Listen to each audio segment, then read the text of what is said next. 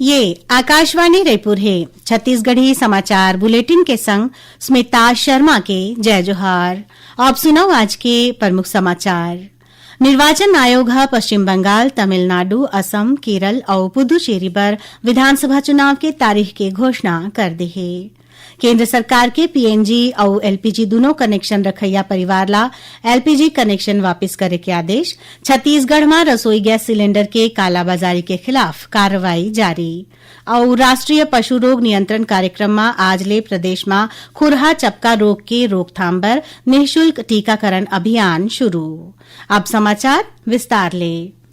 निर्वाचन आयोग पश्चिम बंगाल, तमिलनाडु, असम, केरल और पुदुचेरी पर विधानसभा चुनाव के तारीख की घोषणा कर दी है। आयोग तमिलनाडु, असम, केरल और पुदुचेरी में एक चरण में चुनाव कराए की घोषणा करे है और पश्चिम बंगाल में 2 चरण में चुनाव होही। नई दिल्ली में आज चुनाव कार्यक्रम की घोषणा करत मुख्य निर्वाचन आयुक्त ज्ञानेश कुमार बताइन कि असम, केरल और पुदुचेरी में मतदान 9 अप्रैल के होही और तमिलनाडु में 23 अप्रैल के वोट डाले जाही। वहीं पश्चिम बंगाल में मतदान 23 और 29 अप्रैल के होही। सबो 4 राज्य और केंद्र शासित प्रदेश पुदुचेरी में मतगणना 4 मई के होही। श्री कुमार कहिन कि चुनाव कार्यक्रम के घोषणा के संगे ये राज्य और केंद्र शासित प्रदेश में आचार संहिता तत्काल प्रभाव ले लागू होगी है।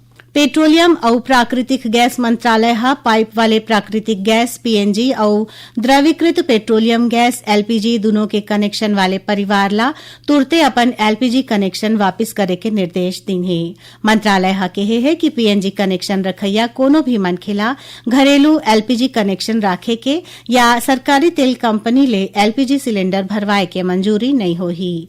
तेल कंपनी मन ला घलो निर्देश देगे हवे कि ओमन वैसन उपभोक्ता मन ला नवा एलपीजी कनेक्शन जारी झन करे जिन खातिर पहली चले पाइप वाले प्राकृतिक गैस के सुविधा मौजूद है। सरकार कहे है कि एक कदम रसोई गैस के आपूर्ति में होवत दोहरावला रोके बार उठाए गे हवे। यही बीच भारत के राजनीतिक प्रयास के बाद खाड़ी देश ले एलपीजी ले गया 2 ठन वाहक जहाज शिवालिक और नंदा देवी काली सुरक्षित रूप ले होरमुज जल डमरू मध्यला पार कर लेन। जहाज रानी मंत्रालय के विशेष सचिव राजेश कुमार सिन्हा बताइन कि ये जहाज मन 16 और 17 मार्च के गुजरात के मुंद्रा और कांडला बंदरगाह पहुंचने वाला है। एमा करीब 92,700 मीट्रिक टन एलपीजी लाए जावत थे।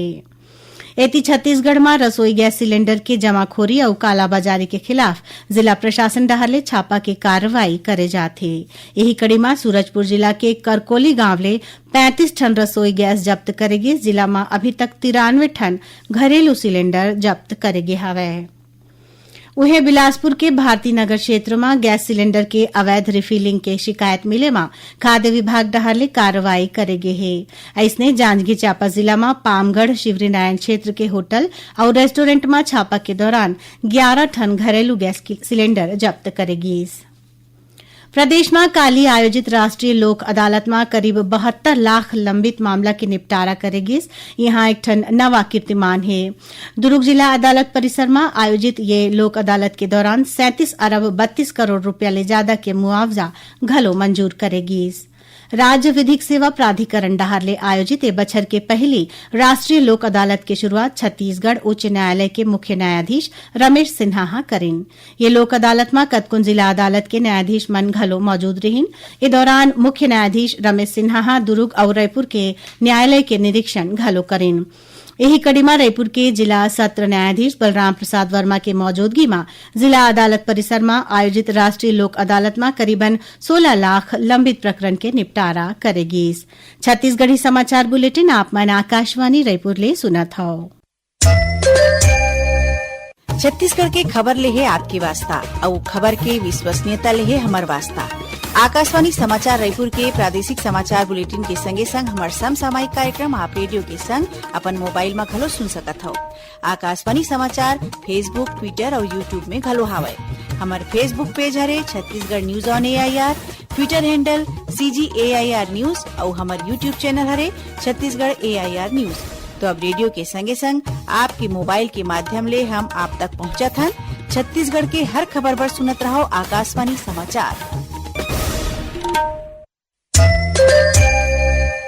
अब आगू बाढ़मो बाचे समाचार कोती। राष्ट्रीय पशु रोग नियंत्रण कार्यक्रम में आज ले प्रदेश में खुरहा चपका रोग के रोकथाम पर निःशुल्क टीकाकरण अभियान शुरू हो गए है। ये अभियान 30 अप्रैल तक चलही। ये दौरान पशुपालन विभाग के अधिकारी और कर्मचारी मन पशुपालक मन के घर घर जाके टीकाकरण करही, संगे संग उखर बीमारी के इलाज घलो करही। केंद्रीय जल शक्ति मंत्री सीआर पाटिल की अध्यक्षता में काली नई दिल्ली में हुए बैठका में छत्तीसगढ़ के उप मुख्यमंत्री और लोक स्वास्थ्य यांत्रिकी मंत्री अरुण साव वर्चुअल रूप में शामिल हुईन। बैठका में उप मुख्यमंत्री श्री साव बताईं कि जल जीवन मिशन के काम बर राज्य सरकार डहारले 3,426 करोड़ रुपया के उपराहा राशि राज्यांश के रूप में जारी करे गे हे। ओमन ह एकरे असन केंद्रांश की राशि ला प्राथमिकता ले जारी करे के आग्रह करिन। बलरामपुर जिला में अफीम के खेती करे के मामला आगू आए के बाद कलेक्टर राजेंद्र कुमार कटारा इक्के संग्रह 58 जन पटवारी मन के तबादला आदेश जारी करे हैं, जेकर अनुसार राजपुर, रामानुजगंज, कुसमी, वाड्रफ नगर, शंकरगढ़, रघुनाथ नगर और बलरामपुर संग्रह कतकोन तहसील में कई बछर ले इक्के जगह में पदस्थ पटवारी मन ला हटा के दूसर जगह भेजे गिस। आदेश में स्पष्ट करे गे है कि सब्बो पटवारी मन ला 16 मार्च तक अपन कार्यभार ग्रहण करना जरूरी है। तय करेगे बेरा में पदभार ग्रहण नहीं करे में पटवारी मन के खिलाफ विभागीय कार्रवाई करे जाही। नवा रायपुर के आदिम जाति अनुसंधान और प्रशिक्षण संस्थान परिसर में परंपरा से पहचान तक के थीम में चलत 2 दिवसीय आदि परब के काली समापन हो गिस। समापन कार्यक्रम में मुख्यमंत्री विष्णुदेव साय शामिल हुईन। ये मौका में ओमन कहिन की राज्य सरकार जनजाति समाज के भविष्य ला गढ़े बर सरलग काम करत है। ओमन कहिन की ऐसा आयोजन है राज्य के समृद्ध जनजातीय संस्कृति और परंपरा ला बढ़ावा मिलथे। कार्यक्रम में मुख्यमंत्री जनजाति समाज के युवा मन ला उच्च शिक्षा और शोध के बने अवसर देवाए के उद्देश्य ले TRTI परिसर में 5 करोड़ रुपया के लागत ले बने 100 सीटर छात्रावास के लोकार्पण करिन। समापन समारोह ला आदिम जाति विकास मंत्री रामविचार नेताम और वन मंत्री केदार कश्यप घलो संबोधित करिन। ये मौका में मुख्यमंत्री UPSC परीक्षा में सफलता हासिल करैया जनजातीय समाज के अंकित साकिनी और डायमंड ध्रुव ला सम्मानित करिन। नई दिल्ली के भारत मंडपम में आयोजित अमृत मित्र महोत्सव में छत्तीसगढ़ के 75 अमृत मित्र माईलोगिन मन भागीदारी करें। ये माईलोगिन मन राज्य के आने नगरीय निकाय में वृक्षारोपण, जल गुणवत्ता परीक्षण, जल संरचना संचालन और सामुदायिक जल संरक्षण के क्षेत्र में सुघर काम करत हैं। ये कार्यक्रम में राज्य के 2 जन माईलोगिन बिलासपुर नगर निगम के रुक्मणी गोस्वामी और लोरमी की हेमलता खत्री केंद्रीय आवास और शहरी कार्य मंत्री मनोहर लाल खट्टर के मौजूदगी में देश भर के 1000 अमृत मित्र मन संग अपन अनुभव साझा करें। रायपुर के सेकरसा मैदान में चलत DRM कप क्रिकेट प्रतियोगिता के खिताब रेलवे के ऑपरेटिंग टीम जीत ले हवै। 13 मार्च को खेले गए फाइनल मुकाबला में operating team wagon repair shop के टीम ला टाई के बाद सुपर ओवर में पराजित करें। दक्षिण पूर्व मध्य रेलवे के रायपुर खेल संघ डहारले राखे गए प्रतियोगिता में रेलवे के कतकोन टीम मन भाग लीन। प्रतियोगिता के समापन समारोह में रायपुर के मंडल रेल प्रबंधक दयानंद विजेता और उप विजेता टीम पुरस्कार और ट्रॉफी दीन। प्रतियोगिता में रेलवे सुरक्षा बल के टीम तीसर स्थान में रहिस। अब पेश है मौसम के हाल। प्रदेश में गर्मी के असर बाढ़े के संगे काली मौसम में थोड़ बहुत परिवर्तन होए के संभावना है। मौसम विभाग के अनुसार ए बेरा छत्तीसगढ़ के ऊपरी हवा में एक ठन चक्रीय चक्रवाती घेरा बने हैं। एकर असर ले काली प्रदेश में 1-2 जगह में हल्का वर्षा होए के या गरज चमक के संग बौछार पड़े के संभावना है। वर्षा के क्षेत्र मुख्य रूप ले बस्तर संभाग रही। एकर अलावा मौसम विभाग 1-2 जगह में अंधड़ चले के और वज्रपात होए के चेतावनी घलो दे है। आखिर में प्रमुख समाचार एक गांव फेर। निर्वाचन आयोग पश्चिम बंगाल, तमिलनाडु, असम, केरल और पुदुचेरी बर विधानसभा चुनाव के तारीख के घोषणा कर दे है। केंद्र सरकार के PNG और LPG दोनों कनेक्शन रखैया परिवार ला LPG कनेक्शन वापस करे के आदेश। छत्तीसगढ़ में रसोई गैस सिलेंडर के कालाबाजारी के खिलाफ कार्रवाई जारी। और राष्ट्रीय पशु रोग नियंत्रण कार्यक्रम में आज ले प्रदेश में खुरहा चपका रोग के रोकथाम पर निःशुल्क टीकाकरण अभियान शुरू।